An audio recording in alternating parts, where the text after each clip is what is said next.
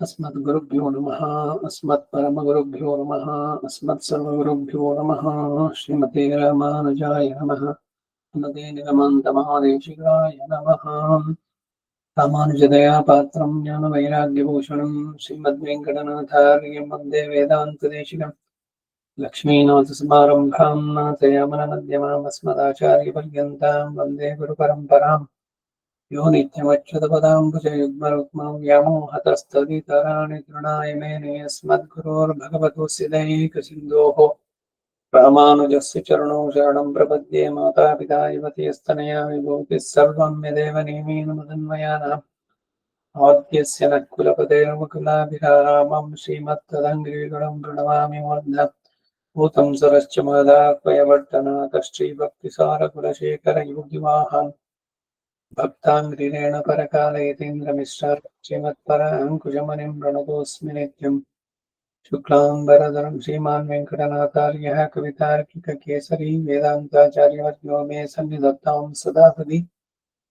गुरुभ्यः तद्गुरुभ्यश्च नमो वागमदीमहे वृणीमहे च तत्राद्यौ दम्पती जगदाम्पति स्वशेषभूतेन मया स्वीयैः सर्वपरिच्छदैः विधातं प्रीतमात्मानं श्रीमान् प्रकमते स्वयं।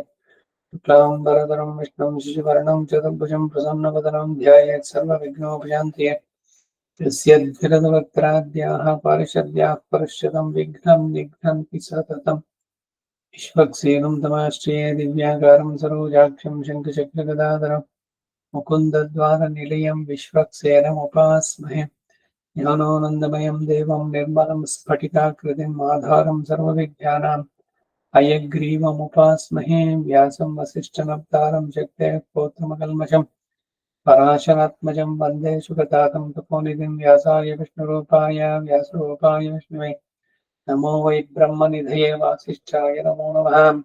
जयति पराशरसूनुः सत्यवती हृदये नन्दनो व्यासः यस्यास्य कमलगलितं वाङ्मयममृतं जगत्पिबति नारायणं नमस्कृत्य नरं चैव नरोत्तमं देवीं सरस्वतीं व्यासं ततो जयमुदीरयते। कृष्णं कमलपत्राक्षं पुण्यश्रवणकीर्तनं वासुदेवं जगद्योनिं नौमि नारायणं हरिं। कृष्णाय देवेन्द्राय ज्ञानमुद्राय योगिने नाथाय रुक्मिणीशाय नमो वेदान्तवेदिने नमोऽस्तु देव्यासविशालबुद्धे पुल्लोरविन्दोय तपत्तमेत्रायेन त्वया भारततैलपुर्णः प्रज्वालितो ज्ञानमयप्रदीपः युधिष्ठिरो धर्ममयो महाद्रुमः स्कन्दोऽर्जुनो भीमसेनोऽस्य शाखाः माद्रीसुतो पुष्पफले समृद्धे मूलं कृष्णं ब्रह्म च ब्राह्मणाश्च। भीष्मद्रोणतटा चेद्रुतशिला गान्धारनीलोत्पलाशल्यग्राहवती कृपेण वह्नि कर्णेन वेलाकुला अश्वत्थामविकर्णघोरमकरा दुर्योधनावर्तिनी सोत्तीर्णाः खलु पाण्डवैरणनदी कैवर्तके केशवी।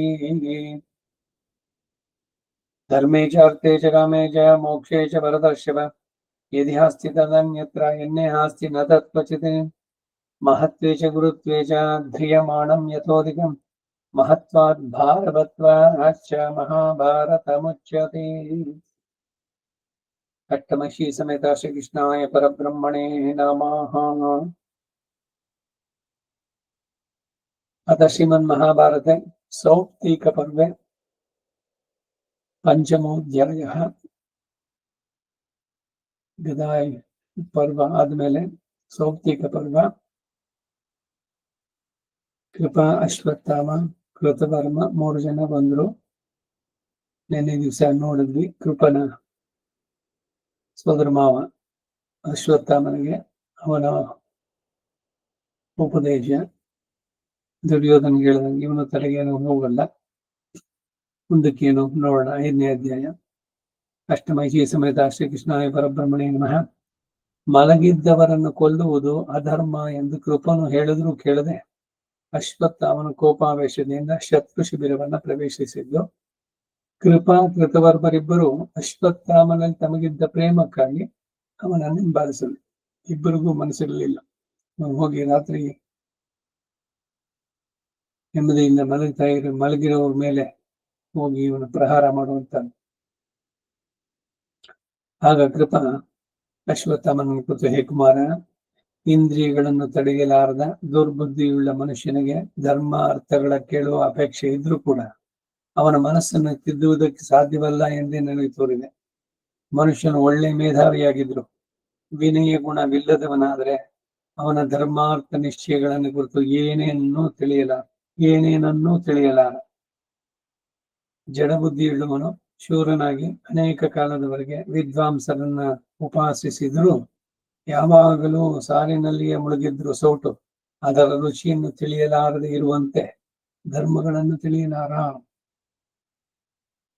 ಒಂದು ಕೋಪಕ್ಕೆ ನಮ್ಮ ಮನಸ್ಸನ್ನು ಕೊಡಬಾರದು, ಯಾರೇ ಆಗ್ಲಿ, ಪುರುಷನೋ ಸ್ತ್ರೀನು. ಆ ಉದ್ವೇಗದಲ್ಲಿ ಏನಾಗುತ್ತೆ ಅಂದ್ರೆ ವಿವೇಕ ಅನ್ನೋದು ಕೂಡ ಹೋಗ್ಬಿಡುತ್ತೆ. ಉದಾಹರಣೆ ನೋಡಿ, ಚೆನ್ನಾಗಿರುತ್ತೆ. ಸಾರ್ನಲ್ಲಿ ಎಷ್ಟು ವರ್ಷ ಇಟ್ರು ಸೌಟು ಏನಾದ್ರೂ ಒಂದ್ ಸ್ವಲ್ಪ ಅದ್ರಲ್ಲಿ ಏನೋ ಬದಲಾವಣೆ ಆಗುತ್ತೋ ಅಂತ. ಹಾಗೆ ಇದಕ್ಕೆ ಆಗಾದೆ ಮೂರ್ಖನಿಗೆ ಬುದ್ಧಿಯನ್ನು 100 ಕಾಲ ಹೇಳಿದರು ಗೋರ್ಕಲ್ನ ಮೇಲೆ ಮಳೆ ಸುರಿದಂತೆ ಸರ್ವಜ್ಞ ವಚನದಲ್ಲಿ ಬರುವಂತ. ಇಂದ್ರಿಯಗಳನ್ನು ಅಡಗಿಸಬಲ್ಲವನು ಮೇಧಾವಿಯೂ ಆದವನು ಇತರರಿಂದ ಕೇಳುತ್ತಿರುವಾಗಲೇ ಸಮಸ್ತ ಆಗಮಗಳನ್ನು ಗ್ರಹಿಸ್ತಾನೆ. ಅವುಗಳಲ್ಲಿ ಗ್ರಾಹ್ಯವಾದದನ್ನ ಬಿಡದೆ ಆಧರಿಸ್ತಾನೆ. ನ್ಯಾಯವನ್ನು ಮಾನಮರ್ಯಾದೆಗಳನ್ನು ಅರಿಯದ ದುರ್ಬುದ್ಧಿಯುಳ್ಳವನು ಪಾಪರಹಿತನು ತನ್ನ ಶ್ರೇಯಸ್ಸನ್ನು ಗಳಿಸದೆ ಮಹಾಪಾಪ ಕಾರ್ಯದಲ್ಲೇ ಪ್ರವರ್ತಿಸ್ತಾನೆ. ಒಬ್ಬನಿಗೆ 4-6 ಮಂದಿ ದಿಕ್ಕಾಗಿದ್ದಾಗ ಪಾಪ ಕಾರ್ಯದಲ್ಲಿ ಪ್ರವರ್ತಿಸದಂತೆ ಅವನನ್ನು ತಡೆಯುವುದು ಸಹಜನೇ. ಆದರೆ ಭಾಗ್ಯಶಾಲಿಯಾದವನು ಅದನ್ನು ಆಧರಿಸ್ತಾನೆ. ಇನ್ನೊಬ್ಬರ ಹಿತವಚನವನ್ನ ವಿವೇಕಿಯಾದವನು ಸ್ವೀಕರಿಸ್ತಾನೆ. ಮನೋನಿಗ್ರಹ ಇಲ್ಲದವನನ್ನ ನಾನಾ ತರದ ವಿಷಯ ಸುಖಗಳು ತಮ್ಮ ಕಡೆಗೆ ಎಳೆಯುವಂತೆಯೇ ಸುಹೃತ್ತಾದವನು ಅವನನ್ನ ನಾನಾ ವಿಧವಾದ ಹಿತ ಮಾರ್ಗಗಳಿಗೆ ಎಳೆದು ಕಟ್ಟಿಡಬಹುದು. ಯಾವನಲ್ಲಿ ಇದು ಸಾಧ್ಯವಾಗುವುದಿಲ್ಲವೋ ಅಂತವನು ಕೊನೆಗೆ ಕಷ್ಟಕ್ಕೆ ಸಿಕ್ಕಿಬೀಳುತ್ತಾನೆ. ಅದರಿಂದ ಬುದ್ಧಿಹೀನನು ಪಾಪ ಪ್ರವರ್ತಕರು ಆದವರನ್ನ ಅವರ ಕಾಂಕ್ಷಿಗಳಾದಂತಹ ಸ್ಮೃತಿಗಳು ಆಗಾಗ ತಮ್ಮಿಂದಾದ ಬರೆಗೆ ಪಾಪ ಕಾರ್ಯದಿಂದ ನಿವಾರಿಸಬೇಕಾದದ್ದು ಅವರಿಗೆ ಅವಶ್ಯ ಕರ್ತವ್ಯ. ಮಿತ್ರನಾಗಿ ಇದು ಕರ್ತವ್ಯ. ನನಗೆ ಬಾರಿ ಹಿಂದೆ ಬೇರೆ ಬೇರೆ ಇದರಲ್ಲೂ ಹೇಳಿದ್ದೆ ನಾನು. ಸನ್ಮಿತ್ರ ಲಕ್ಷಣಮಿದಂ ನಿಗದಂತಿ ಸಂತಹ. ಮೊದಲನೇದೇನೆ ಪಾಪಾನ್ ನಿವಾರಯತಿ ಯೋಜಯತೆ ಹಿತಾಯ ಗುಖ್ಯಂ ನಿಗೂಢತಿ ಗುಣಾನ್ ಪ್ರಕಟೀಕರೋತಿ ಆಪದ್ನತಂಚ ನಜಹಾತಿ ದದಾತಿ ಕಾಲೇ ಸನ್ಮಿತ್ರ ಲಕ್ಷಣಮಿದಂ ನಿಗದಂತಿ ಸಂತಹ. ನಿಜವಾದ ಮಿತ್ರನಾದ್ರೆ ಅವನ ಪಾಪ ಕೆಲಸಕ್ಕೆ ಹೋಗ್ತಿದ್ರೆ ತಡೀತಾನೆ. ಏನಾದ್ರು ಮಾಡಿ ಅವನಿಗೆ ಇದನ್ನ ಬಿಡಿಸ್ಬೇಕು, ಇದನ್ನ ಹಾಳಾಗಿ ಹೋಗ್ಬಿಡ್ತಾನಲ್ಲ ಅನ್ನುವಂತ ಕಾಳಜಿ ಹಿತೈಷಿ ಅವನು. ಅವನು ಹೇಳೋ ಮಾತು ಅವನಿಗೆ ಪಥ್ಯದಂತೆ ಮೆಡಿಸಿನ್ ತರ ಇಷ್ಟವಾಗದೇ ಇರ್ಬೋದು. ಆದ್ರೂ ಇವನ ಬಲವಂತಕ್ಕೆ ಅವನು ಪಾಪ ಕ್ರಿಯೆಗಳಲ್ಲಿ ತೊಡಗದಂತೆ ನಡೆಸುವನು. ಅವನು ನಿಜವಾದಂತಹ ಮಿತ್ರ. ಈಗ ದುರ್ಯೋಧನ ಕರ್ಣ ಅವರಿಬ್ಬರಲ್ಲಿ ಮಿತ್ರತ್ವ ಬಹಳವಾಗಿತ್ತು. ಆದ್ರೆ ನಿಜವಾದ ಮಿತ್ರನಾದ್ನೇ ಕರ್ಣ ಅವನಿಗೆ ಅಂತ ಇನ್ನೊಂದಷ್ಟು ದುರ್ಬೋಧನೆಯನ್ನು ಹೇಳಿ ಅವನನ್ನು ಇನ್ನು ಮತ್ತಷ್ಟು ಪ್ರಚೋದಿಸಿ ಕೆಟ್ಟ ಮಿತ್ರನಾದ ಒಳ್ಳೆ ಮಿತ್ರನಾಗಲಿ. ನಿಜವಾದ ಸಖನಿಗೆ ಉದಾಹರಣೆ ಕೃಷ್ಣ ಅರ್ಜುನರು. ಹೇ ಕೃಷ್ಣ, ಹೇ ಯಾದವ ಸಖ, ಪರಸ್ಪರ ಮಿತ್ರತ್ವ ಅನ್ನೋದಿರ್ಬೇಕಾದ ಹಾಗೆ.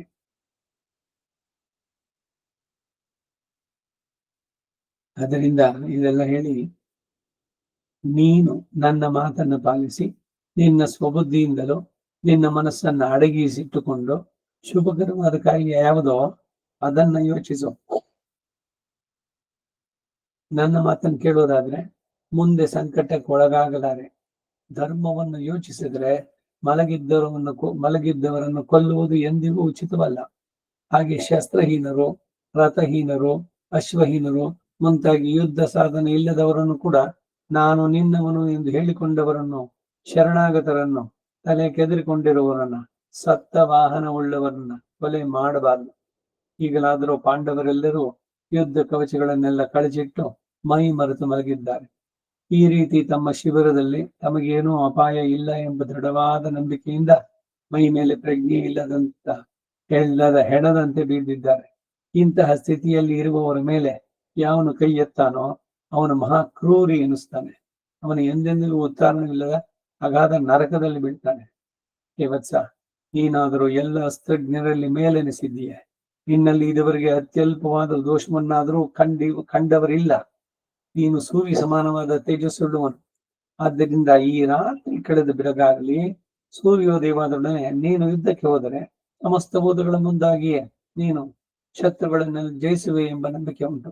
ಈಗ ನೀನು ಯೋಚಿಸಿರುವ ಕಾರ್ಯವಾದರೂ ಕೇವಲ ನಿಂದಾರ್ಹವಾದದ್ದು, ಅಸಂಭಾವಿತವಾದ ಇಂತಹ ಕ್ರೂರ ಕಾರ್ಯವನ್ನ ಈಗ ನೀನು ಮಾಡಿದ್ರೆ ಬಿಳಿ ಬಟ್ಟೆಯ ಮೇಲೆ ಕೆಂಪು ಬೊಟ್ಟನ್ನ ಇಟ್ಟಂತೆ ಅದು ನಿನಗೆ ಎಂದೆಂದಿಗೂ ಅಳಿಸದ ಕಳಂಕವನ್ನು ಉಂಟು ಮಾಡುವುದೇ ಎಂದು ನನಗೆ ತೋರುತ್ತೆ ಎಂದ. ಅದಕ್ಕೆ ಅಶ್ವತ್ಥಾಮ ಸೋದರ ಮಾವನಿಗೆ ಹೇಳ್ದ, ಮಾವ, ನೀನು ಹೇಳಿದ್ದೆಲ್ಲವೂ ವಾಸ್ತವ. ಆದರೇನು, ಈ ಧರ್ಮದ ಕಟ್ಟನ್ನು ಮೊದಲೇ ನಮ್ಮ ಶತ್ರುಗಳು ನಾನಾ ವಿಧದಿಂದ ಕದರಿಸಿ ಒಡೆದು ಹಾಕಿದವರಲ್ಲವೇ? ಅವೆಲ್ಲ ನಿನಗೂ ತಿಳಿದ ಅಂಶ ಅಲ್ಲವೇ? ಕೆಟ್ಟ ಕೆಲಸವನ್ನೇ ಮಾಡೋದಕ್ಕೆ ಹೋದಾಗ ಬರೀ ಕೆಟ್ಟದ್ದೇ ಕಾಣಿಸುತ್ತೆ. ನಿಜವಾಗ್ಲೂ ಪಾಂಡವರು ಧರ್ಮವನ್ನು ಬಿಟ್ಟು ಅಧರ್ಮದಿಂದ ಹಾದಿ ತಪ್ಪಿದ್ರೆ ಎಲ್ಲವನ್ನು ಮುರಿದವರು, ಯುದ್ಧದ ನಿಯಮಗಳನ್ನ ಮೊದಲು ಮಾಡಿದವರು ಕೌರವರು. ಅದಕ್ಕೆ ಪ್ರತಿಯಾಗಿ ಅವರು ಮಾಡಿದ್ರು. ಈಗ ಆಂಜನೇಯ ಲಂಕೆಗೆ ಹೋದ, ಬೇಕಾದಷ್ಟು ಹಸುರನ್ನು ಕೊಂದ, ಅಕ್ಷಕುಮಾರ ಎಲ್ಲ ಆಗಿ ವಿಭೀಷಣ ಹೇಳ್ತಾನೆ ತನ್ನ ಕಡೆಯವರೇನೆ ಅನೇಕರು, ರಾವಣನ ಕಡೆ ಮಗ, ಅವನು ವಧೆನೂ ಆಗಿದೆ. ಅದ್ ಹೇಳ್ತಾನೆ, ಅವನು ತನ್ನ ಆತ್ಮರಕ್ಷಣೆಗಾಗಿ ಅವನು ಮಾಡ್ಕೊಂಡಿದ್ದು, ಅದನ್ನು ತಪ್ಪಿಲ್ಲ ಅಂತಾನೆ. ಯಾರೋ ತನ್ನ ಮೇಲೆ ಬಂದಾಗ ತನ್ನನ್ನು ರಕ್ಷಣೆ ಮಾಡ್ಕೊಳ್ಳೋಕ್ ಮಾಡಿದಾಗ ಅದು ತಪ್ಪಾಗೋದಿಲ್ಲ.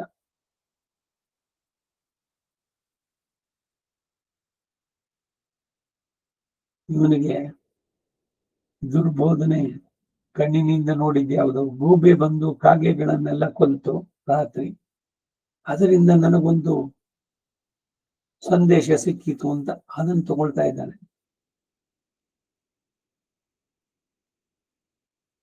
ನಿಮ್ಮೆಲ್ಲರ ಮತ್ತು ಎಲ್ಲ ರಾಜರ ಕಣ್ಣೆದುರಿಗಾಗಿ ದೃಷ್ಟದ್ಯುಮ್ನನು ಶಸ್ತ್ರ ತ್ಯಾಗ ಮಾಡಿದ್ದ ನನ್ನ ತಂದೆಯನ್ನು ಹೊಡೆದು ಕೆಳಕ್ಕೆ ಕಡೆಯಿದನಲ್ಲವೇ? ಹಾಗೆಯೇ ಕರ್ಣನು ಅನ್ಯಾಯದಿಂದ ಕೊಲ್ಲಲ್ಪಟ್ಟ. ತನ್ನ ರಥದ ಚಕ್ರವು ಭೂಮಿಯಲ್ಲಿ ಹೂತು ಹೋಗಿದ್ದಾಗ ಅದನ್ನು ಎತ್ತುವುದಕ್ಕಾಗಿ ಕೆಳಕ್ಕಿಳಿದು ಒಂದು ಮಹಾ ಕಷ್ಟದಶೆಯಲ್ಲಿದ್ದಾಗ ಅರ್ಜುನ ಅವನನ್ನು ಹೊಡೆದು ಕೊಲ್ಲಲಿಲ್ವೇ? ಅರ್ಜುನ ಹೊಡೆದು ಕೊಲ್ದ. ಅದಕ್ಕೆ ಮೊದಲು ಅವನಿಗೆ ಶಾಪವೂ ಕೂಡ ಇತ್ತು. ಕರ್ಣನಿಗೆ ಒಂದೊಂದು ಏನೇನಲ್ಲೂ ಅಷ್ಟೇ. ಕೃಷ್ಣನೇ ಹೇಳ್ದ ಈ ದ್ರೋಣನಿಗೆ, ವಿವೇಕಾನ ಬಿಟ್ಟುಬಿಡು ಉಚಿತನ, ನೀನು ಹುಟ್ಟಿನಿಂದ ಬ್ರಾಹ್ಮಣ, ನಿನ್ಗೆ ಯಾಕೆ ಬೇಕು ಇದು? ಶತ್ರುಗಳ ಮಾರಣ ಹೋಮ ಇಲ್ಲ, ಏನೋ ಅವನು ಊಳಿಗೆ ತಿಂದಿದ್ದಕ್ಕೆ ಒಂದಷ್ಟು ಮಾಡಿದ್ಯಾ, ಸಾಕು ನಿಲ್ಸು ಅಂತ ವಿವೇಕ ಹೇಳಿದ್ರು ಕೂಡ ಕೇಳದೆ ಇದ್ದಾಗ ಅವರಿಗೆ ಸದವಾದ ಶಿಕ್ಷೆ.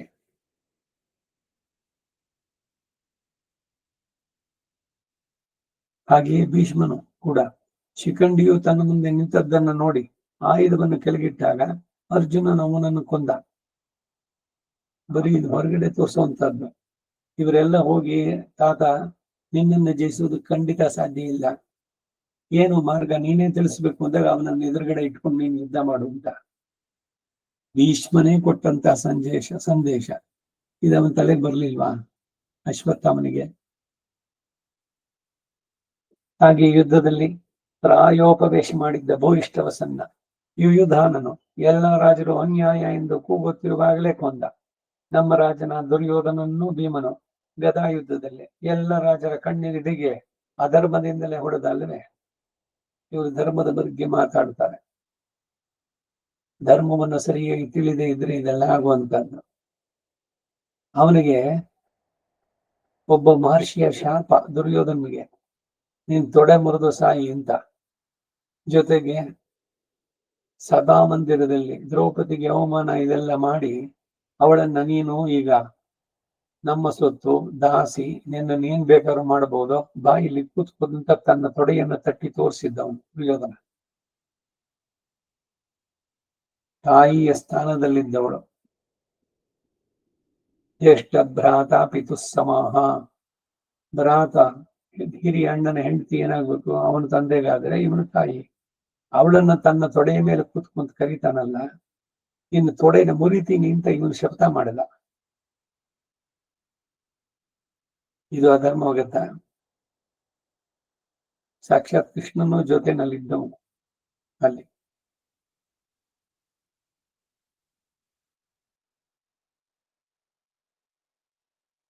ಪುರುಷ ಶ್ರೇಷ್ಠನಾದ ದುರ್ಯೋಧನ ಏಕಾಕಿಯಾಗಿದ್ದಾಗ ಅನೇಕ ಮಹಾರಥರು ಸುತ್ತಲೂ ಸೆತ್ತುಕೊಂಡು ಅವನನ್ನ ಹಾಗೆ ಕೊಲ್ಲಿಸಿದ್ರು.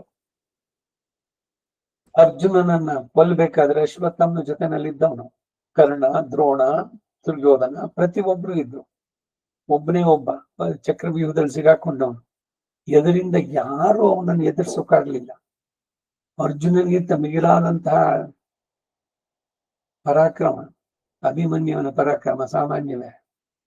ಏನು ಮಾಡಕ್ಕಾಗದೆ ಹಿಂದಿನಿಂದ ಹೋಗಿ ಮೋಸದಿಂದ ಅವನ ಬಿಲ್ಲಿನ ನಾಣನ್ನ ಕತ್ತರಿಸಿ ಹೇಗೆ ಕೊಂದರು. ಆಗೆಲ್ಲ ಇವರಿಗೆ ಧರ್ಮ ಹೇಳೋರಿಗೆ ಎಲ್ಲಿ ಹೋಗಿತ್ತು?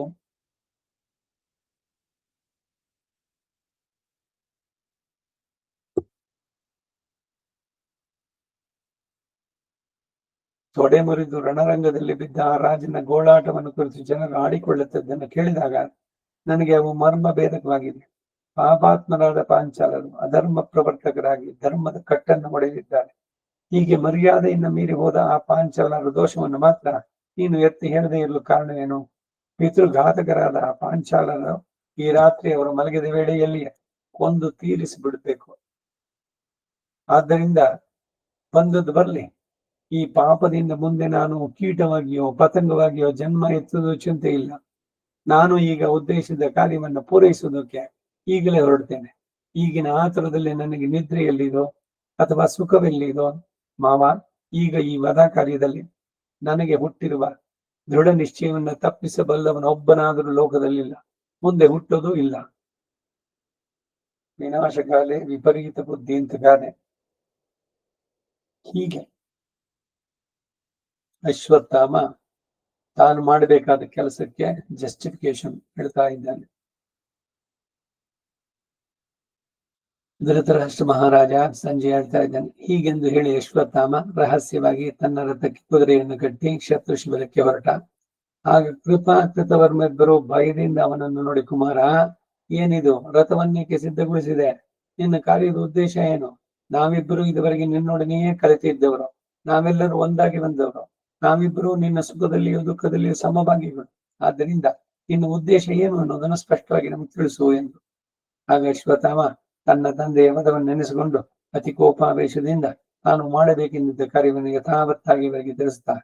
ಎಲೈ ಕುಜ್ಜನೆ, ನನ್ನ ತಂದೆಯು ಹಿಂದಿನ ಯುದ್ಧದಲ್ಲಿ 10,000 ಯೋಧರನ್ನ ತನ್ನ ತೀಕ್ಷ್ಣ ಬಾಣಗಳಿಂದ ಕೊಲ್ಲುತ್ತಾ ಬಂದು ಕೊನೆಗೆ ಶಸ್ತ್ರವನ್ನು ಕೆಳಗಿಟ್ಟಾಗ ಆ ಪಾಪಿ ದೃಷ್ಟದ್ಯುಮ್ನಿಂದ ಕೊಲ್ಲಲ್ಪಟ್ಟಲ್ಲವೇ? ಅದರಂತೆಯೇ ನಾನು ಈಗ ಶಸ್ತ್ರ ಕವಚಹೀನನಾಗಿ ಮಲಗಿರುವ ಪಾಂಚಾಲನನ್ನ ಅದೇ ವಿಧವಾದ ಕ್ರೂರ ಕಾರ್ಯದಿಂದ ಕೊಲ್ತೇನೆ. ಪಶುವಿನಂತೆ ನನ್ನಿಂದ ವಧಿಸಲ್ಪಡುವ ಆ ಪಾಪಿ ದೃಷ್ಟದ್ಯುಮ್ನನಿಗೆ ಶಸ್ತ್ರಗಳಿಂದ ಜಯಿಸಲ್ಪಡತಕ್ಕಂಥ ಲೋಕಗಳ ಯಾವುವೋ ದೊರಕದಿರಬೇಕು ಎಂದೇ ನನ್ನ ಉದ್ದೇಶ. ಆದ್ದರಿಂದ ಈಗ ನೀವು ನನ್ನ ಸುಖ ದುಃಖಗಳಲ್ಲಿ ಸಮಭಾಗಿಗಳಾಗಿರುವ ಪಕ್ಷದಲ್ಲಿ ನಿಮ್ಮ ಕವಚ ಕಡ್ಡಿಗಳನ್ನು ಸಿದ್ಧಪಡಿಸಿಕೊಂಡು ಧನುರ್ಧಾರಿಗಳಾಗಿ ರಥವನ್ನೇರಿ ನನ್ನನ್ನ ಹಿಂಬಾಲಿಸಿ ಬನ್ನಿ ಎಂದು ಹೇಳಿ ರಥವನ್ನು ಬಿಟ್ಟುಕೊಂಡು ಶತ್ರುಗಳಿಗೆ ಎದುರಾಗಿ ಹೊರಟ. ಕೃಪಾಕೃತವರಿಬ್ಬರು ಅವನನ್ನ ಹಿಂಬಾಲಿಸಿದ್ರು. ಹುತ ಮಾಡಲ್ಪಟ್ಟ 3 ಯಾಗಾಗ್ನಿಗಳಂತೆ ಆ ಮೂವರು ಒಂದಾಗಿ ಹೊರಟು ಪಾಂಡವ ಯೋಧರೆಲ್ಲರೂ ಮೈ ಮರೆತು ಮಲಗಿದ್ದ ಶಿಬಿರದ ದ್ವಾರಕ್ಕೆ ಬಂದು ಸೇರಿದರು. ಆಗ ಶಿಬಿರ ದ್ವಾರದಲ್ಲಿ ಅಶ್ವತ್ಥಾಮ ಅವರೆಲ್ಲರಿಗೆ ಮುಂದಾಳಾಗಿ ನಿಂತಿದ್ದ. ಇಲ್ಲಿಗೆ 5ನೇ ಅಧ್ಯಾಯ. ಅಷ್ಟಮೈಷಿ ಸಮೇತ ಶ್ರೀ ಕೃಷ್ಣಾಯ ಪರಬ್ರಹ್ಮಣೇ ನಮಃ. 6ನೇ ಅಧ್ಯಾಯ. ಅಶ್ವತ್ಥಾಮನ ಬಿಡಾರದ ಬಾಗಿಲಲ್ಲಿದ್ದ ಮಹಾಭೂತವೊಂದನ್ನು ಕಂಡು ಆಯುಧಗಳನ್ನು ಪ್ರಯೋಗಿಸಿದ್ದು ಅದೆಲ್ಲವೂ ವ್ಯರ್ಥವಾಗಲು ಆತನು ಮನೋವ್ಯಾಕುಲದಿಂದ ಮಹಾದೇವನನ್ನು ಉಪಾಸಿಸತೊಡಗಿದ್ದು. ಅಷ್ಟಮೈ ಸಮೇತ ಶ್ರೀ ಕೃಷ್ಣಾಯ ಪರಬ್ರಹ್ಮಣೇ ನಮಃ. ಧೃತರಾಷ್ಟ್ರ ಹೇಳಿದ, ಹೇ ಸಂಜಯ, ಬಾಗಿಲಲ್ಲಿ ನಿಂತಿರುವ ಅಶ್ವತ್ಥಾಮನನ್ನು ನೋಡಿ ಕೃಪನು ಏನ್ ಮಾಡಿದ್ರು ಅದನ್ನ ನನಗೆ ತಿಳಿಸು ಎಂದು ಕೇಳಿದ್ರು. ಆಗ ಸಂಜಯನು, ರಾಜ, ದ್ರೋಣಪುತ್ರನು ಕೃತವರ್ಮರ ಅನುಮತಿಯನ್ನು ಪಡೆದು ಕೋಪಾಕ್ರಾಂತನಾಗಿ ಬಿಡಾರದ ಬಾಗಿಲಿಗೆ ಹೋದ. ಆತನು ಅಲ್ಲಿ ಮರೆಸಿಕೊಂಡಿದ್ದ ಒಂದು ದೊಡ್ಡ ಭೂತವನ್ನು ಕಂಡ. ಅದರ ಭಯಂಕರ ರೂಪವನ್ನು ಕೇಳಿದಕ್ಕೆ ಅದಕ್ಕೆ ಚಂದ್ರ ಸೂರ್ಯರಿಗೆ ಸಮಾನವಾದ ದೇಹ ಕಾಂತಿ, ರೋಮಾಂಚವನ್ನುಂಟು ಮಾಡುವಂತೆ ದೊಡ್ಡ ಆಕೃತಿ, ರಕ್ತದಿಂದಲೂ ಕೆನ್ನೇರಿನಿಂದಲೂ ಕರೆಗಟ್ಟಿದ ಹುಲಿದುಗಲಿನ ಉಡುಪು, ಜಿಂಕೆ ಚರ್ಮದ ಮೇಲು ಹೊದಿಕೆ, ಸರ್ಪ ರೂಪವಾದ ಜನಿವಾರ, ಕೈಯಲ್ಲಿ ಹಿಡಿದ ಭಯಂಕರವಾದ ಆಯುಧಗಳು, ಹಾವಿನ ತೋಳ್ಬಳೆ, ಅಗ್ನಿ ಜ್ವಾಲೆಗೆ ಸಮಾನವಾಗಿರುವ ಭಯಂಕರವಾದ ಕೋರೆ ಹಲ್ಲುಗಳನ್ನು ತೆರೆದಂತಹ ಬಾಯಿ, ವಿಚಿತ್ರವಾದ 100 ಕಣ್ಣುಗಳು. ಇಂತಹ ಮಹಾಭೂತವೊಂದು ಬಾಗಿಲಿಗೆ ಅಡ್ಡಲಾಗಿ ನಿಂತಿರುವುದು. ಅದರ ದೊಡ್ಡ ಶರೀರವನ್ನ ವೇಷವನ್ನು ಕಂಡು ಬೆಟ್ಟಗಳು ಕೂಡ ಭೇದಿಸುತ್ತದೆ. ಅದರ ಬಾಯಿಂದಲೂ ಮೂಗಿನಿಂದಲೂ ಕಿವಿಗಳಿಂದಲೂ 1000 ಕಣ್ಣುಗಳಿಂದ ದೊಡ್ಡ ಅಗ್ನಿ ಜ್ವಾಲೆಯ ಹೊರಡ್ತಾ ಇದೆ. ಆ ಕಿರಣಗಳಿಂದ ಶಂಖ ಚಕ್ರಾದಿಗಳನ್ನ ಧರಿಸಿ ಋಷಿಕೇಶನು 100,000 ಆಕೃತಿಗಳನ್ನು ತರುತ್ತಾ ಇದ್ದಾನೆ. ಅತ್ಯಾಶ್ಚರ್ಯವಾದ ಈ ಭೂತವನ್ನು ಕಂಡಾಗಲೂ ಭಯಪಡದ ಅಶ್ವತ್ಥಾಮ ದಿವ್ಯ ಅಸ್ತ್ರಗಳನ್ನು ಪ್ರಯೋಗಿಸಿದ. ಬಡಬಾಗ್ನಿಯು ಸಮುದ್ರ ಜಲವನ್ನು ನುಂಗುವಂತೆ ಆ ಮಹಾಭೂತ ಆ ಅಸ್ತ್ರಗಳನ್ನೆಲ್ಲ ನುಂಗಿತು. ತನ್ನ ಬಾಣಗಳು ನಿಷ್ಪ್ರಯೋಜಕವಾದನ್ನು ಕಂಡು ಅಶ್ವತ್ಥಾಮನು ಅಗ್ನಿ ಜ್ವಾಲೆಗೆ ಸಮಾನವಾದ ರಥಶಕ್ತಿಯನ್ನ ಆ ಭೂತದ ಮೇಲೆ ಪ್ರಯೋಗಿಸಿದ. ಉಗ್ರವಾಗಿ ಜಲಿಸುತ್ತಿರುವ ಆ ಶಕ್ತಿಯು ಆ ಭೂತಕ್ಕೆ ತಾಗಿದೊಡನೆ ಪ್ರಳಯ ಕಾಲದಲ್ಲಿ ಆಕಾಶದಿಂದ ಬೀಳುವ ಉಲ್ಕವು ಸೂರ್ಯನನ್ನ ಭೇದಿಸಿಕೊಂಡು ಚದುರುವಂತೆ ಚಿನ್ನ ಭಿನ್ನವಾಯಿತು. ಆಮೇಲೆ ಸುವರ್ಣದ ಹಿಡಿಯುಳ್ಳದ್ದು, ಆಕಾಶಕ್ಕೆ ಸಮಾನವಾದ ಕಾಂತಿಯುಳ್ಳದ್ದಾದ ಒಂದು ಕತ್ತಿಯನ್ನ ಸರ್ಪವನ್ನು ಹೊತ್ತಿನಿಂದ ಎಳೆಯುವಂತೆ ಓರೆಯಿಂದ ವೇಗವಾಗಿ ಎಳೆದು ಆ ಭೂತದ ಮೇಲೆ ಪ್ರಯೋಗಿಸಿದ. ಅದು ಆ ಭೂತಕ್ಕೆ ತಾಗಿದೊಡನೆ ಮೃದುವಾಗಿ ಹತ್ತಿಯಂತೆ ಹಾರಿಹೋಯಿತು. ಆಮೇಲೆ ಅಶ್ವತ್ಥಾಮನು ಕೋಪಗೊಂಡು ಇಂದ್ರಧ್ವಜಕ್ಕೆ ಸಮಾನವಾಗಿ ಜ್ವಲಿಸುವ ಒಂದು ಗದಾಯುಧವನ್ನ ಆ ಭೂತದ ಮೇಲೆ ಪ್ರಯೋಗಿಸಿದ. ಭೂತವು ಅದನ್ನು ನುಂಗಿ ವಿಫಲ ಮಾಡಿತು. ತನ್ನ ಆಯುಧಗಳೆಲ್ಲವೂ ನಿಷ್ಪ್ರಯೋಜಕವಾಗಿ ಹೋದದ್ದನ್ನು ಕಂಡು ಅಲ್ಲಿಯೂ ಇಲ್ಲಿಯೂ ತಿರುಗಿ ನೋಡುತ್ತಾ ಶ್ರೀ ವಿಷ್ಣುವಿನ ಮಾಯಾರೂಪಗಳಿಂದ ಆಕಾಶದಲ್ಲಿ ದಾರಿಯೇ ತೋರದಂತಾಯಿತು. ಈ ಅತ್ಯಾಶ್ಚರ್ಯಗಳನ್ನು ಕಂಡ ಮೇಲೆ ಅವನ ಬಾಯಿಯಿಂದ ಕೃಪಾಕೃತವರ್ಮರ ಮಾತುಗಳನ್ನು ನೆನೆಸಿಕೊಂಡು ತನ್ನಲ್ಲಿ ತಾನು ಆಹಾ, ತನಗೆ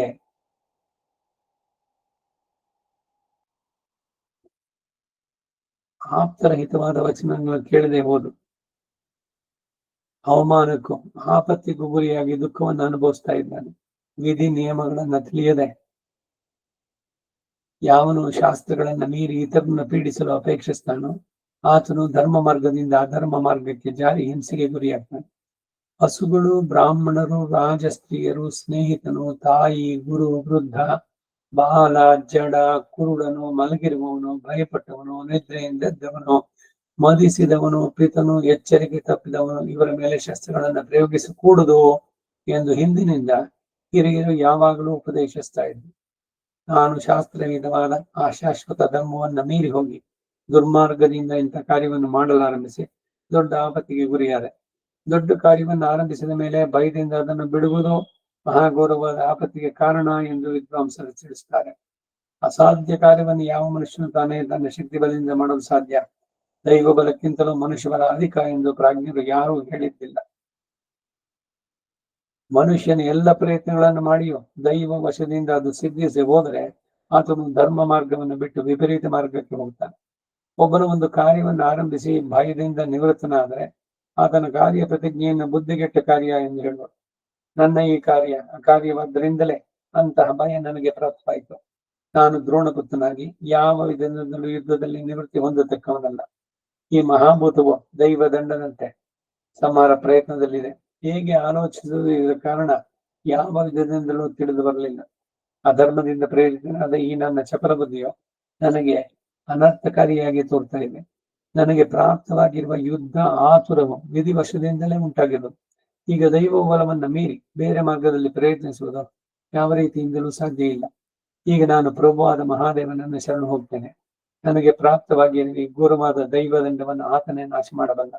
ನಾನು ಜಟಾಧಾರಿಯು, ದೇವದೇವನು, ಪಾರ್ವತಿಪತಿಯು, ಕಪಾಲ ಮಾಲಿಕೆಯನ್ನು ಧರಿಸುವನು, ಭಗನ ನೇತ್ರವನ್ನು ಅಪಹರಿಸುವನು ಆದಂತ ಈಶ್ವರನಲ್ಲಿ ಶರಣಾಗತನಾಗ್ತೇನೆ.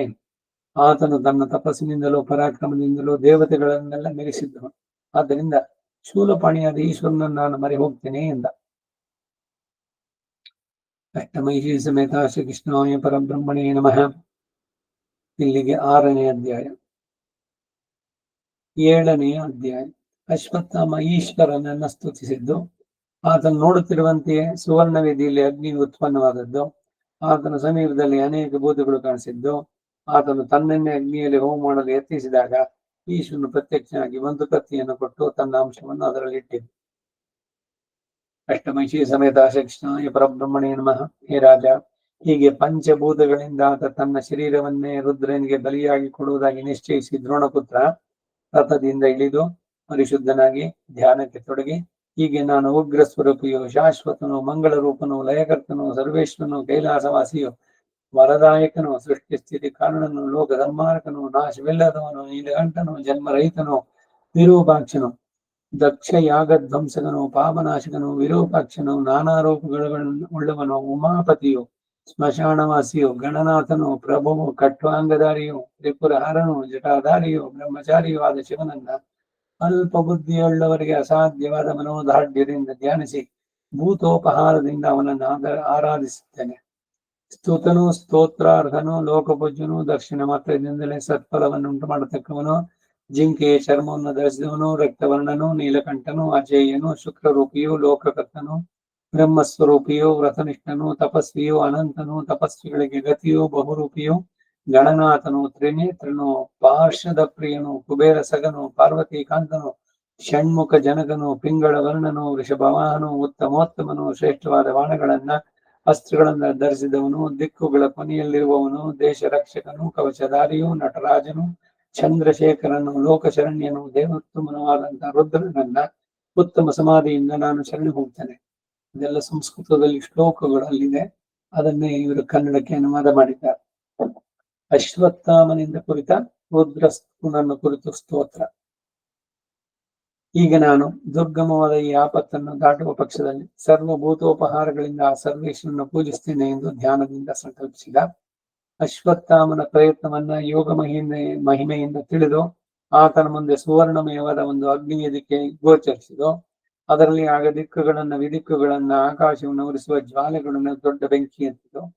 ಆಮೇಲೆ ಅದರ ಸುತ್ತಲೂ ವಿವಿಧಾಕಾರವುಳ್ಳ ಭಯಂಕರಗಳಾದ ಮಹಾಭೂತಗಳು ತಳೆದು ಅವುಗಳಲ್ಲಿ ಕೆಲವಕ್ಕೆ ಉರಿಯುವ ಕಣ್ಣುಗಳು, ಜ್ವಲಿಸುವ ಮುಖ, ಹಲವು ಬಾಯಿಗಳು, ಹಲವು ಕುತ್ತಿಗೆಗಳು, ಮೈಯಲ್ಲಿ ರತ್ನ ಖಚಿತವಾದ ತೋಳ್ಬಳೆ ಮುಂತಾದ ಆಭರಣಗಳು, ಮೇಲೆ ಎತ್ತಿದ್ದ ತೋಳುಗಳು, ಆನೆಯಂತೆಯೋ ಬೆಟ್ಟಗಳಂತೆಯೋ ದೊಡ್ಡ ಆಕೃತಿಗಳು, ನಾಯಿ, ಹಂದಿ, ಒಂಟೆ, ಕುದುರೆ, ನರಿ ಮುಂತಾದವುಗಳಂತೆ ಶರೀರಗಳು, ಹಸುಗಳಂತೆ, ಕರಡಿ, ಬೆಕ್ಕು, ಹುಲಿ, ಚಿರತೆ, ಕಾಗೆ, ಕಪ್ಪೆ, ಗಿಳಿ, ಬೆಟ್ಟದ ಹಾವು, ಹಂಸ ಪಕ್ಷಿ ಇವುಗಳಂತೆ ಮುಖವುಳ್ಳ ಕೆಲವು, ಬಿಳುಪಾದ ಕಾಂತಿಯುಳ್ಳವುದು ಕೆಲವು, ಧಾರವಾ ಘಾಟ, ಚಾಶಕ ಪಕ್ಷಿ, ಜಾತಕ ಭಕ್ತಿಗಳಂತೆ ಮುಖವುಳ್ಳದ್ದು ಕೆಲವು, ಆಮೆ, ಮೊಸಳೆ, ಶಿಂಶುಮಾರ, ಮಕರ, ತಿಮಿ ಮೊದಲಾದ ಜಲಚರಂತೆ ಮುಖವುಳ್ಳದ್ದು ಕೆಲವು, ಸಿಂಹದಂತೆ ಮುಖವುಳ್ಳವು ಕೆಲವು, ಕ್ರೌಂಚ, ಕಪೋತ, ಪಾರಾಪದ ಮೊದಲಾದ ಪಕ್ಷಿಗಳಂತೆ ಮುಖವುಳ್ಳದ್ದು ಕೆಲವು, ಕೆಲವಕ್ಕೆ ಕೈಯಲ್ಲಿ ಕಿವಿ, ಕೆಲವಕ್ಕೆ 1000 ಕಣ್ಣು, ದೊಡ್ಡ ಹೊಟ್ಟೆ, ಮಾಂಸವಿಲ್ಲದ ಮೈ, ಕಾಗೆಯಂತೂ ಗಿಡಗಂತೆಯ ಮುಖಗಳು, ತಲೆಯಿಲ್ಲದ ಬೈ, ಮುಂಡುಗಳೇ ಕೆಲವು,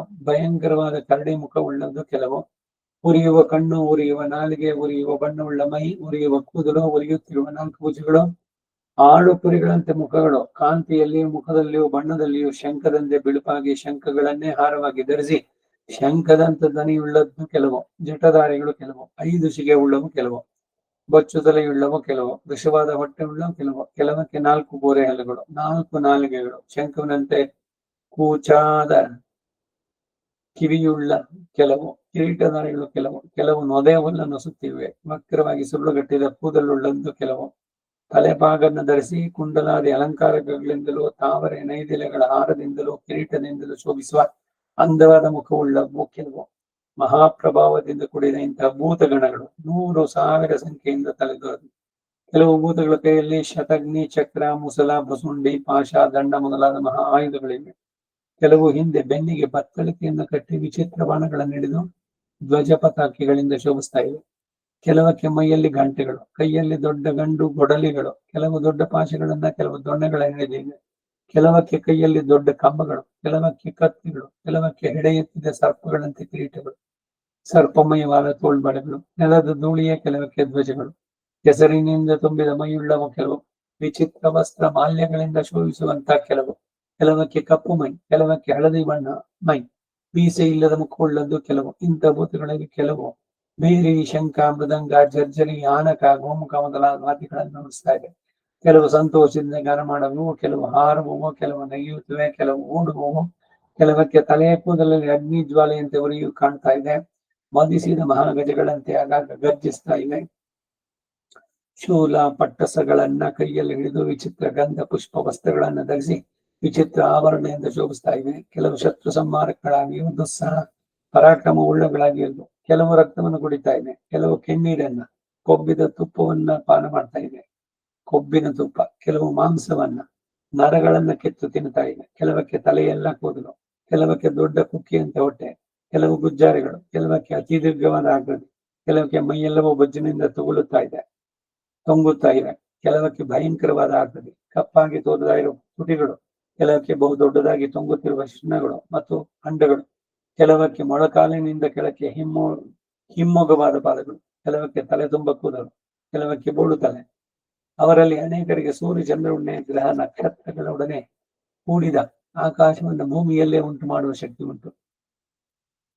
ಅವರು ಜರಾಯುಜಾದಿ 4 ಬಗೆಯ ಭೂತ ಸಮೂಹಗಳನ್ನ ನಾಶ ಮಾಡುವ ಸಾಮರ್ಥ್ಯವುಳ್ಳವರು, ಯಾವಾಗಲೂ ನಿರ್ಭಯರು, ರುದ್ರನ ಕೋಪ ಬುರುಟಿಗೂ ಮನಸ್ಸು ಕಲಗದವರು, ಸ್ವೇಚ್ಛೆಯಂತೆ ಕಾರ್ಯಸಾಧಕರು, ತ್ರಿಲೋಕೇಶ್ವರರಿಗೂ ಈಶ್ವರರು, ನಿತ್ಯಾನಂದ ನಿರತರು, ಭಾಗ್ದೇವತೆಗಳು, ಮಾತ್ಸರ್ಯವಿಲ್ಲದವರು, ಅಷ್ಟೈಶ್ವರ್ಯಗಳನ್ನು ಪಡೆದಿದ್ರು ಗರ್ವ ಇಲ್ಲದವರು, ಭಗವಂತನಾದ ಈಶ್ವರನೇ ಅವರ ಕರ್ಮಗಳಿಗಾಗಿ ನಿತ್ಯವೂ ವಿಸ್ಮಯಗೊಳ್ಳುತ್ತಾನೆ. ಈ ಪಾರಿಷದರಿಂದ ಮನೋವಾ ಕರ್ಮಗಳಿಂದ ನಿತ್ಯವೂ ಆರಾಧಿಸಲ್ಪಟ್ಟಂತಹ ಈಶ್ವರನು ಅವರನ್ನು ಪುತ್ರರಂತೆ ರಕ್ಷಿಸ್ತಾನೆ.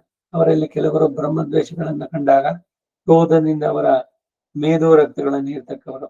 ಅಧ್ಯಾತ್ಮ, ಅಧಿಯಜ್ಞ, ಅಧಿದೈವ, ಅಧಿಲೋಕಗಳಲ್ಲಿ ದೇವತಾರೋಪಿಗಳಾಗಿ ಅವರು ಅನ್ನ, ಓಷಧಿ ರಸ, ಅಮೃತ, ಚಂದ್ರಮಂಡಲ ಎಂಬ 4 ವಿಧ ಸ್ವರೂಪದಿಂದ ಕೂಡಿದ ಸೋಮರಸವನ್ನ ಯಾವಾಗಲೂ ಪಾನ ಮಾಡ್ತಾರೆ. ಶಾಸ್ತ್ರಜ್ಞಾನದಿಂದ, ಬ್ರಹ್ಮಚರ್ಯದಿಂದ, ತಪಸ್ಸಿನಿಂದ, ಮನೋನಿಗ್ರಹದಿಂದ ಈಶ್ವರನ ಸದಾ ಆರಾಧಿಸಿ ರುದ್ರ ಸಾಹಿತ್ಯವನ್ನು ಪಡೆದವರು. ಭೂತ, ಭವಿಷ್ಯದ್, ವರ್ತಮಾನ ಕಾಲಕ್ಕೆ ಪ್ರಭುವು ಷಾಡ್ಗುಣ್ಯ ಪರಿಪೂರ್ಣವಾದಂತಹ ಮಹೇಶ್ವರ ತನ್ನ ಸಾಹಿತ್ಯವನ್ನು ಪಡೆದ ಮಹಾಭೂತಗಳನ್ನು ಯಾವಾಗಲೂ ಸುಖವಾಗಿದ್ದಾನೆ. ಆ ಪಾಲಿಸಿದರು ನಾನಾ ಬಗೆಯ ವಾದ್ಯಧ್ವನಿಗಳಿಂದ, ಸಿಂಹನಾದಗಳಿಂದ ಪ್ರಪಂಚವನ್ನೇ ನಡುಗಿಸುವಂತೆ ಬಂದು ಅಶ್ವತ್ಥಾಮನಿತರಾಗಿ ಕಾಣಿಸುವುದು. ಭೂತಗಣಗಳು ಹರ ಹರ ಮಹಾದೇವ ಎಂದು ರುದ್ರನನ್ನ ಸ್ತುತಿಸುತ್ತ ತಮ್ಮ ತೇಜಸ್ಸನ್ನ ಹರಡುತ್ತಾ ದ್ರೋಣಪುತ್ರನ ಪ್ರಭಾವವನ್ನ, ಸೌಪ್ತಿಕ ವಧವನ್ನ ನೋಡಲು ಅಪೇಕ್ಷಿಸಿ ಭಯಂಕರ ಉಗ್ರವಾದ ಪರಿಗ, ಕೊಳ್ಳಿ, ಶೂಲ, ಪಟ್ಟಸ ಮುಂತಾದವನ್ನು ಕೈಯಲ್ಲಿ ಹಿಡಿದು 1000 ಲೆಕ್ಕದಲ್ಲಿ ನೋಡಿದ ಮಾತ್ರದಲ್ಲಿಯೇ 3 ಲೋಕಗಳಿಗೂ ಭಯವನ್ನುಂಟು ಮಾಡುವ ಅಂತಹ ಭೂತಗಳನ್ನು ಕಂಡರೂ ದ್ರೋಣಪುತ್ರನು ಸ್ವಲ್ಪ ಎದೆಗುಂದಿದ್ದನು. ಬಿಲ್ಲನ್ನು ಹಿಡಿದು ಒಡಗಿನ ಚರ್ಮದ ಕೈಚೀಲ ಧರಿಸಿದ ಆತನು ಆಗ ತನ್ನ ದೇಹವನ್ನು ಬಲಿಯಾಗಿ ಕೊಡಬೇಕು ಎಂದು ಉದ್ದೇಶಿಸಿದ. ಮನೋಧೈರ್ಯವುಳ್ಳ ಅಶ್ವತ್ಥಾಮನ ಈ ಬಲಿಕರ್ಮದಲ್ಲಿ ಬಿಲ್ಲುಗಳೇ ಸಮಿತಿಗಳಾಗಿ, ತೀಕ್ಷ್ಣ ಬಾಣಗಳೇ ಪವಿತ್ರಗಳಾಗಿ, ಆತ್ಮನೇ ಹವಿಸ್ಸಾಗಿರಲು ಆತನು ಸೋಮೋಪಾಸನದ ಮಂತ್ರದಿಂದ ತನ್ನನ್ನೇ ಬಲಿಯಾಗಿ ಏರ್ಪಡಿಸಿಕೊಂಡ. ರುದ್ರ ಪ್ರೀತಿಕರವಾದ ರೌದ್ರ ವ್ರತದಿಂದ ಅವನು ರುದ್ರನನ್ನು ನಮಸ್ಕರಿಸಿ ಅವನು ಹೀಗೆ ಸ್ತುತಿಸ್ತಾನೆ. ರುದ್ರನ ಸ್ತುತಿ. ಹೇ ಭಗವಂತ, ಆಂಗೀರಸ ಕುಲದಲ್ಲಿ ಹುಟ್ಟಿದ ಈ ಆತ್ಮವನ್ನು ಈಗಲೇ ನಾನು ಈ ಉತ್ತಮಾಗ್ನಿಯಲ್ಲಿ ಹೋಮ ಮಾಡ್ತೇನೆ. ನನ್ನನ್ನು ಬಲಿಯಾಗಿ ಸ್ವೀಕರಿಸು. ಹೇ ಮಹಾದೇವ, ಪ್ರಪಂಚ ರೂಪಿ, ನಿನ್ನಲ್ಲಿರುವ ಭಕ್ತಿಯಿಂದ ನಾನು ಈ ಉತ್ತಮ ಸಮಾಧಿಯನ್ನ ನಿನ್ನ ಸಾನ್ನಿಧ್ಯದಲ್ಲಿ ಮಾಡಲಾರಂಭಿಸಿದೆ. ಎಲ್ಲ ಪ್ರಾಣಿಗಳಿಗೂ ನೀನೇ ಆಧಾರ, ಎಲ್ಲ ಭೂತಗಳು ನಿನ್ನನ್ನು ಆಶ್ರಯಿಸಿವೆ, ಎಲ್ಲಾ ಪ್ರಧಾನ ಗುಣಗಳು ನಿನ್ನಲ್ಲಿದೆ. ಓ ಜೀವಧಾರ, ವಿಭೂ, ದೇವ, ಶತ್ರುಗಳು ನನಗೆ ದುರ್ಜಯರಾಗುವುದಾದರೆ ನನ್ನನ್ನೇ ಹವಿಸನ್ನಾಗಿ ಸ್ವೀಕರಿಸು ಎಂದ. ಆಮೇಲೆ ಅಶ್ವತ್ಥಾಮ ಜ್ವಲಿಸುವ ಅಗ್ನಿಯಿಂದ ಕೂಡಿದ ವೇದಿಕೆಯ ಮೇಲೆ ತನ್ನ ಪ್ರಾಣವನ್ನು ಬಿಡಲು ಸಿದ್ಧನಾಗಿ ಅಗ್ನಿ ಮಧ್ಯದಲ್ಲಿ ಕುಳಿತ. ಕೈಗಳನ್ನು ಮೇಲಕ್ಕೆತ್ತಿ ನಿಶ್ಚೇಷ್ಟನಾಗಿ ದೃಢ ಮನಸ್ಸಿನಿಂದ ತನ್ನ ಆತ್ಮವನ್ನೇ ಹವಿಸಾಗಿ ಒಪ್ಪಿಸುತ್ತಿದ್ದ ಆತನಿಗೆ ಷಡ್ಗುಣ ಪರಿಪೂರ್ಣನಾದ ಮಹಾದೇವ ಪ್ರಸನ್ನನಾಗಿ ಕಾಣಿಸಿ ಮುಗುಳ್ನಗೆಯಿಂದ, ಕುಮಾರ, ಸತ್ಕರ್ಮಿಯಾದ ಅರ್ಜುನನ ತಪಸ್ಸು, ನಿಯಮ, ತಾಳ್ಮೆ, ಭಕ್ತಿ, ಧೈರ್ಯ ಇವುಗಳಿಂದ ಮನೋವಾಕ್ ಕರ್ಮ ನಿಯಮಗಳಿಗೆ ನನ್ನನ್ನು ಆರಾಧಿಸಿದ್ದಾನೆ. ಆದ್ದರಿಂದ ಆ ಅರ್ಜುನನಿಗಿಂತಲೂ ನನಗೆ ಪ್ರಿಯನಾದವನು ಬೇರೊಬ್ಬನಿಲ್ಲ. ನಿನ್ನನ್ನು ಪರೀಕ್ಷಿಸುವುದಕ್ಕಾಗಿ ಈಗ ನಾನು ಪಾಂಚಾಲರನ್ನು ರಕ್ಷಿಸಿದೆನು. ಅನೇಕ ಮಾಯಗಳನ್ನು ಉಂಟು ಮಾಡಿದೆ. ಆ ಪಾಂಚಾಲರನ್ನು ರಕ್ಷಿಸಿ ನಾನು ಅರ್ಜುನನಿಗೆ ಹಿತಕಾರ್ಯವನ್ನು ಮಾಡಿದೆ. ಆದರೆ ಈಗ ಅವರು ಕಾಲವಶರಾಗಿರೋದ್ರಿಂದ ಇನ್ನು ಅವರು ಉಳಿಯೋದಿಲ್ಲ ಎಂದು ಹೇಳಿ ತನ್ನ ನಿಜಾಂಶದಿಂದ ಅಶ್ವತ್ಥಾಮನ ದೇಹದಲ್ಲಿ ಪ್ರವೇಶಿಸಿದ. ಆತನಿಗೆ ಹರಿತವಾದ ದಿವ್ಯ ಖಡ್ಗವೊಂದನ್ನು ಕೊಟ್ಟ. ಒಡನೆ ಅಶ್ವತ್ಥಾಮ ಮಹಾ ಉಗ್ರ ತೇಜಸ್ಸಿನಿಂದ ಗರಿಸುತ್ತ ಯುದ್ಧದಲ್ಲಿ ತೀವ್ರ ಆವೇಶವುಳ್ಳವನಾಗಿ ಆ ಶಿಬಿರದ 4 ಕಡೆಗಳನ್ನು ಸುತ್ತುತ್ತಾ ದೇವನಾದ ಸಾಕ್ಷಾತ್ ಮಹೇಶ್ವರನಂತೆ ಕಾಣಿಸಿದ. ಒಡನೆ ಆ ಭೂತಗಳು, ರಾಕ್ಷಸರು ಭಯದಿಂದ ಓಡಿದ್ರು. ಇಲ್ಲಿಗೆ 7ನೇ ಅಧ್ಯಾಯ. ಅಷ್ಟಮೈಷಿ ಸಮೇತ ಶ್ರೀಕೃಷ್ಣಾಯ ಪರಬ್ರಹ್ಮಣೇ ನಮಃ. ಅಶ್ವತ್ಥಾಮ ಶಿಬಿರದ ಭಾಗ್ಯದಲ್ಲಿ ಕೃಪಾಕೃತವರನ್ನು ನಿಲ್ಲಿಸಿ ಒಳಗೆ ಹೋಗಿ ದುಷ್ಟದ್ಯುಮ್ನನ್ನ ದ್ರೌಪದಿ ಪುತ್ರರನ್ನ ಕೊಂದದ್ದು, ಭಯದಿಂದ ಹೊರಗೆ ಓಡಿ ಬಂದವರನ್ನ ಕೃಪಾಕೃತವರ್ಣರು ಕೊಂದರು. ಅದು ಮುಂದಿನ ಅಧ್ಯಾಯದ ವಿಷಯ. ಈ ಜಾಗದಲ್ಲಿ ನಿಲ್ಲಿಸ್ಕೊಂಡಿರೋಣ. ವಸುದೇವ ಸುತಂ ದೇವಂ ಕಂಸ ಚಾಣೂರಮರ್ದನಂ ದೇವಕಿ ಪರಮಾನಂದಂ ಕೃಷ್ಣಂ ವಂದೇ ಜಗದ್ಗುರುಂ ಕವಿತಾರ್ಕಿಕ ಸಿಂಹಾಯ ಕಲ್ಯಾಣ ಗುಣಶಾಲಿನೇ ಶ್ರೀಮತೆ ವೆಂಕಟೇಶಾಯ ವೇದಾಂತ ಗುರವೇ ನಮಃ. ಆದಿದ್ವಿಪ ಶಿರೋಭಂಗ ಪಂಚಾನ್ನ ಪರಾಕ್ರಮ ಶ್ರೀಮಾನ್ ವೆಂಕಟನಾಥಾರ್ಯಶ್ಚಿರಂ ವಿಜಯತಾಂ ಭುವಿ ಶ್ರೀಮತೆ ನಿಗಮಾಂತ ಮಹಾದೇಶಿಕಾಯ ನಮಃ. ಸರ್ವಂ ಶ್ರೀ ವಾಸುದೇವಾರ್ಪಣಮಸ್ತು.